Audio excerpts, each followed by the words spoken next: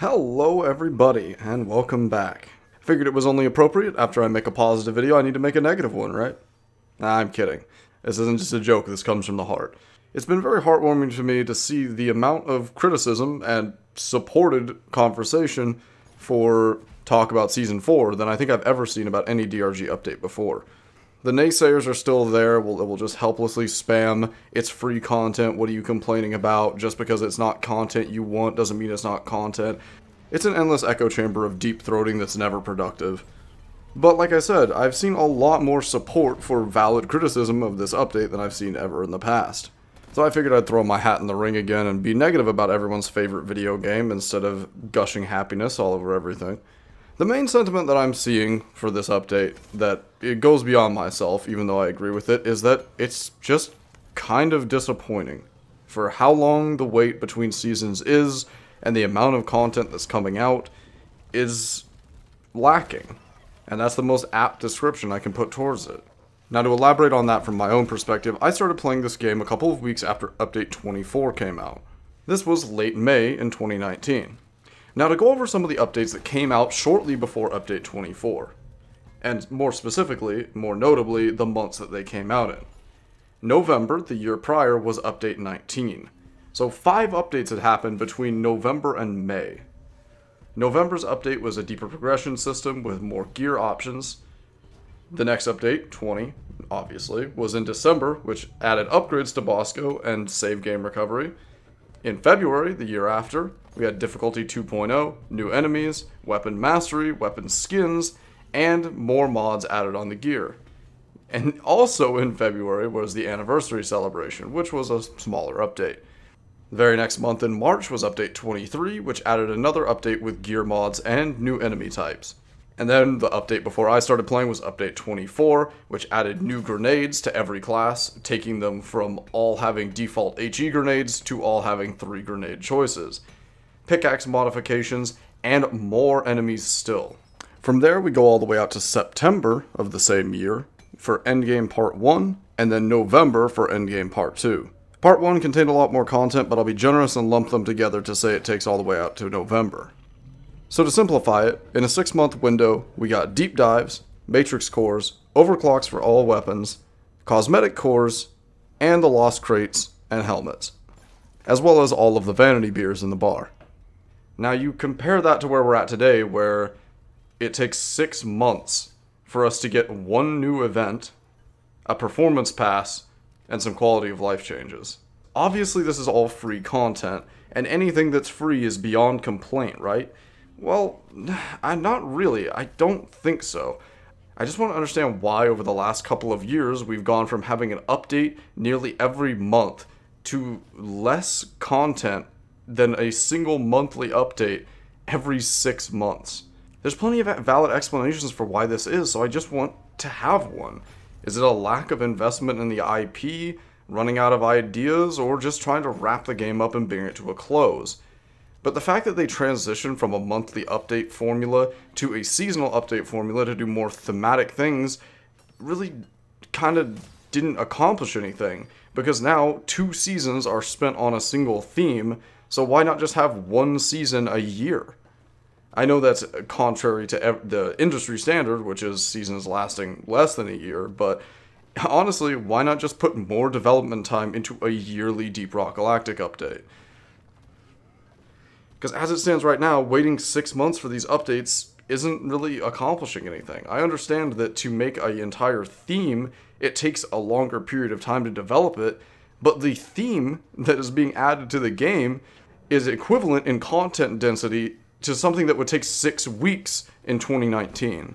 I hope the high tempo of updates in previous years wasn't because of any sort of developer crunching or unhealthy work practices, but the sharp and sudden drop-off with Update 34 changing from very frequent updates to the game with things like new mission types, new biomes, cave diversity, secondary objectives, and things that broadened the horizons of the game and added more systems even. Looking at things like deep dives, there was no such thing as an overclock before the deep dive update was added to the game. There was another system added to the game. You understand? The Forge, deep dives, machine events, cargo crates, lost helmets, these were all things that didn't exist before an update. I mean, that sounds stupid to say, but it was added to the game at some point. It wasn't always there. So being someone that was playing this game and used to the way the game was flowing and the formulaic way the game was executed up until that point, it was mind-blowing and extremely exciting to see all these new things coming to the game. And I guess that became the expectation, for better or for worse. Because there's never been another overclock type system. There's never been a new deep dive type game mode. Nothing like that has come to the game. The closest thing to any other progression system that's been added is the Performance Pass and Phase Unite. And let me say, I don't think the Performance Pass is a negative in any way, but it doesn't have any sort of active engagement like overclocks do.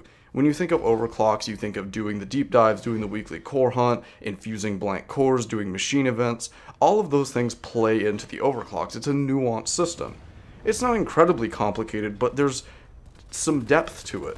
When you talk about the Performance Pass, there's really nothing to it, except just playing the game as we already are. And once again, the Performance Pass isn't a bad thing inherently just because it doesn't require you to go out of your way to benefit in it, but it's the lack of any additional gameplay systems and the sort of formulaic approach to DRG in the last couple of years that's been very concerning and causing a lot of burnout for veteran players like myself. Now, when I say veteran players, I don't necessarily mean people who have played thousands of hours. I've always been staunch in the understanding that this game is not inherently meant to be played for 4,000 hours. But DRG in 2023 is different than DRG in 2019. We have proven by simply existing in this space that there is a more than 0% contingent of this community that will play this game for hundreds if not thousands of hours. I can name 10 people off the top of my head that are already pushing or over level 1000, and those are just my personal friends. I run into players all the time who are over level 2000 just silently grinding away, not even making content or streaming the game or anything like that. A lot of what's kept me playing DRG is the multifaceted approach I take to it. Not only can I play the game and enjoy it, I can do speedruns, I can make content, I can stream it, I can collaborate with other content creators, doing research for videos, things like that. So it enriches the game even more for me in that way. But the fact that there are people playing this game for thousands of hours without even that incentive, and just the game itself, proves that there is a group of people in this game that deserve endgame content beyond deep dives and beyond overclocks. Whenever I was first playing this game, gold was the max promotion. And after noticing how hard people were playing on this game and how far beyond that level they were, more promotion badges were added. So in the past, it has been acknowledged that there are veteran players going far above and beyond the current limitations of the game, and systems that exist in that space would be utilized. Now, I'm not necessarily advocating for a new sort of gameplay system that is locked behind having all the overclocks or locked behind beating the deep dives consistently. Should be made, but it's the extreme deficit of content to be played for any meaningful reward beyond that point in gameplay that is my concern. Not even talking about the people that have all the overclocks or have all the cosmetic cores. People that are in the overclock grind who have gotten some of the overclocks they want already are less incentivized to continue playing. Don't get me wrong, the gameplay loop itself is reason in itself to continue playing the game.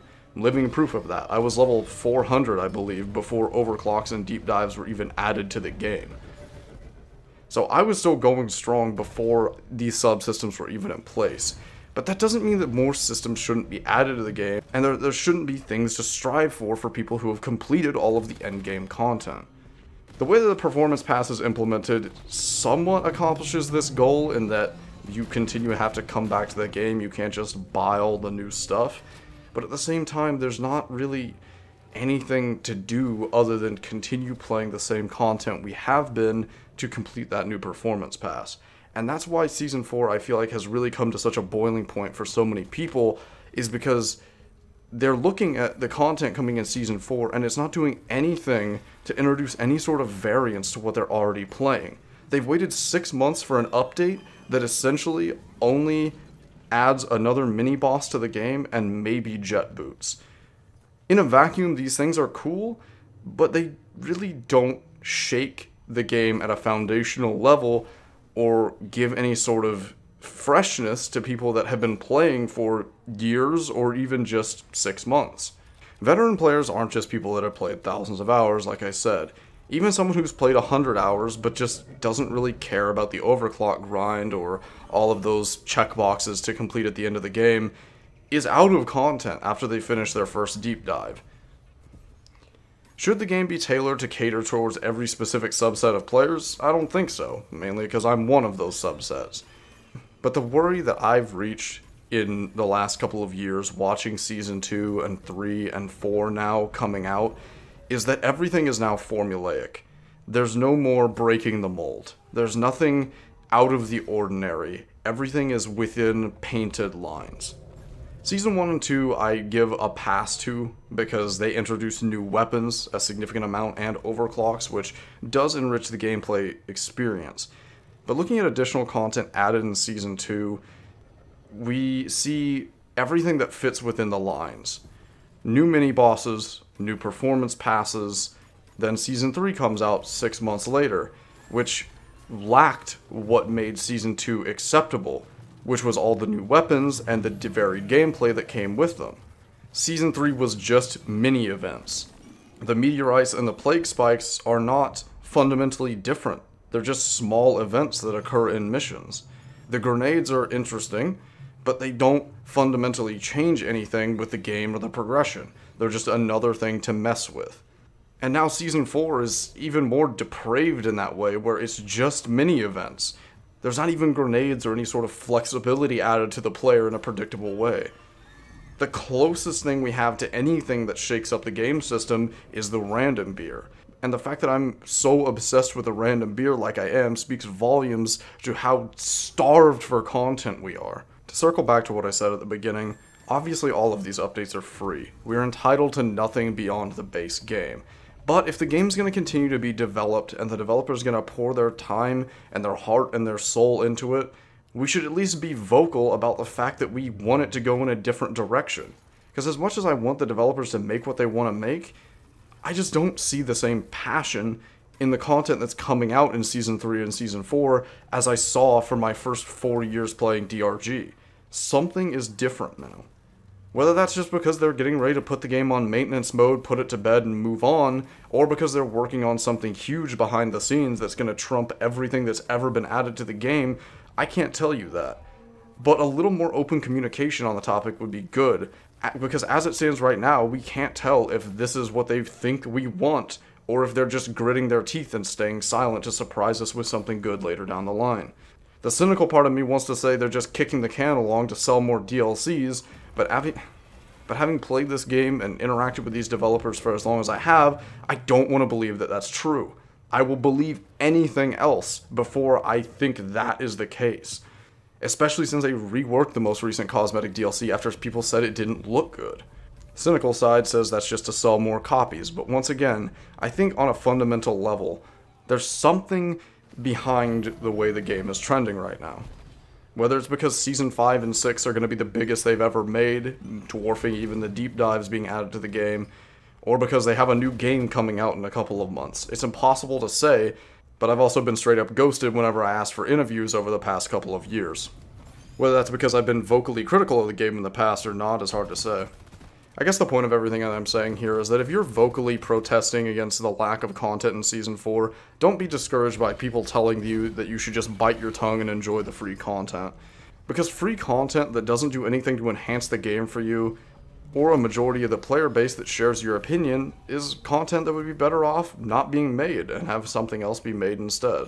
Of course, if the devs just believe in their vision that heavily, then there's really nothing we can say to sway them out of that. But this game has gotten as far as it has by listening to its player base, so if enough of us, speak our minds that we all share the same thoughts on, then perhaps some positive change can be made in the future. I know it's easy to recommend something be added to the game, but I'll go ahead and pitch a few of my ideas for Season 5.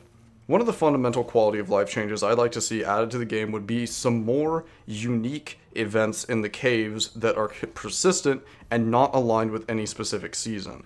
I mean this in the vein of the cargo crate and the helmets. The cargo crate is massively overpopulated with previous seasonal content. So either repurposing previous seasonal events or making an entirely new event to contain those previous seasonal cosmetics would do a lot to mitigate the pool of the cargo crates and separate it further, as well as giving players more things to find in the caves. I'll always advocate for the additional options that people always bring up: new mission types, new biomes. Ultimately, I feel like a lot of the things that I want to see added to the game are things that don't fit into a season. Previously, we used to have new events added and hot fixes after updates come out. That's what I want to get back to, is not packaging everything with this major title update that everything has to thematically fit with each other and everything's just a variation of Haxi.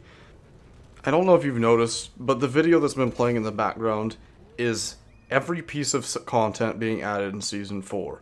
It's the random beer, changing my build, jet boots, and the corruptor. The only things that aren't included in this specific mission that I'm playing right now are non-headline changes for the update. The few things that aren't included in this video are not really significant enough to warrant playing more of the game anyways. I think what this ultimately boils down to is what's been being made for DRG for the last couple of years is flashy headlines that say, this is the time to start playing DRG. And while I think content like that is important, it's the fact that we're onboarding new players and not giving them anything to stick around for past the 100th hour. I know a lot of people subscribe to the $1 1 hour school of thought, but by that logic, DRG should only be good for 30 hours. I'm of the humble belief that there are games that are made, even if they weren't intended to be the way that they are 1,000-hour experiences. Sure, there's some MMOs that are expected to be played for an extreme amount of time, but some games catch that lightning in the bottle, and even if they weren't designed to be that way from the outset, they become these absolute masterpieces. And DRG is one of those. I don't want to use the word responsibility or required to, but I think that there is some sort of inherent implication that whenever you hit one of these lightning in the bottle gold mines, you should play into it and realize, hey, this is a 1,000-hour game. So even if the reward isn't for that 1,000-hour player, the fact that DRG doesn't have very many tangible, grindable rewards past the 100-hour mark is a damn shame. And I know the overclock grind reaches far beyond that, but what I'm saying is you're in that same grind from 100 hours to however long it takes you to finish it. There's no evolution past it, and there's no side systems being added for people that are still joining the game recently. Like I said, it's not a bad thing that we're bringing on so many new players, but all the new players that have been brought on in the last 4 years don't have anything more to do than the people that were playing in the years before them. But in closing, I think where a lot of the disappointment stems from is the fact that all of the content that's been added since Season 1 started is designed and purpose-built to entice new players to the game. It's all about big bold letters, a new striking headline, Plaguefall, critical corruption, rival escalation, but in reality, it feels disingenuous to those new players as well as the longtime players as well, because it's shallow content. The Corruptor and the Plague Spikes especially, it's designed to be cool the first couple times you play it, but once you see it for the 100th time, it's very, very benign. But yeah, that's about all I got for you. Don't worry, there's another negative video on the way soon, with a lot more of a comedic take. Less doom and gloom. Thank you for watching, and have a nice day.